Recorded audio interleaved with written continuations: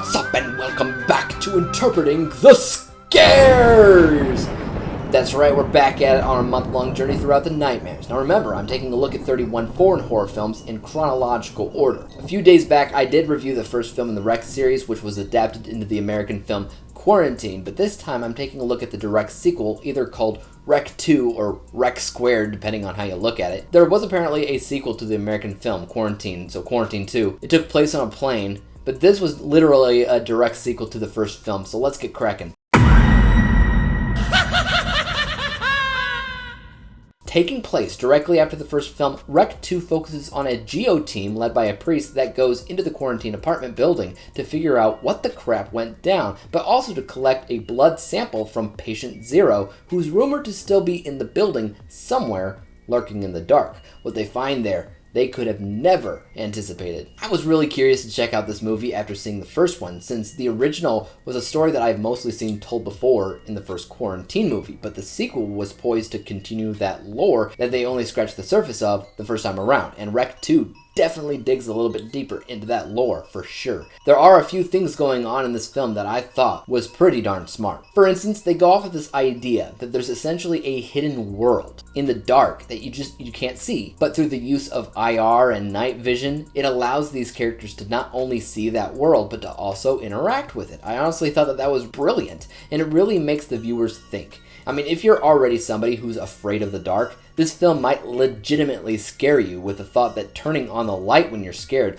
only hides the things that are still there. We have seen this idea before in the movie Lights Out, but in my opinion, that film had a lot of potential that it squandered, but this film maintained that potential and it opened up some possibilities for later films as well. Most of this film, however, mostly copies the same basic structure of the first film. Instead of a group of firefighters and a TV presenter, you have a geo team and a priest. And instead of an overall goal to rescue a trapped resident, the goal here is to retrieve blood. The difference between the plots here is that the first film, that goal disappeared once the quarantine took place, and then it was just a goal to survive. This has that same goal of survival from beginning to end, but the goal to retrieve the blood never goes away, which in a way kind of allows the story of the sequel to be slightly stronger overall.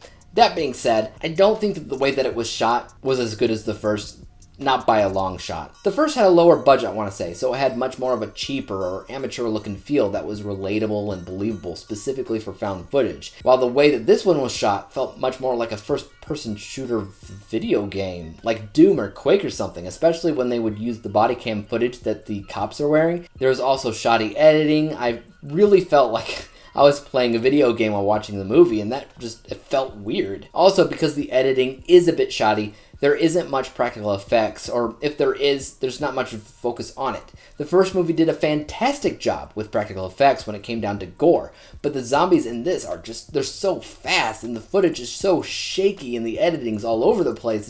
It's really hard to see what's going on. There's also too many characters, to be honest with you, and halfway throughout the film, the perspective changes entirely to a group of teenagers that snuck into the apartment complex, and while the teenagers represent more of a laid-back, relatable point of view, it was wholly unnecessary, and to be completely honest with you, all it really does is it waters the plot thin. Long story short, I think that REC 2 has a good list of both positives and negatives alike, and I'm still interested to see where they take the story, especially after the little bit of a cliffhanger ending that the film has, and the extra bits of lore that it expanded on was interesting.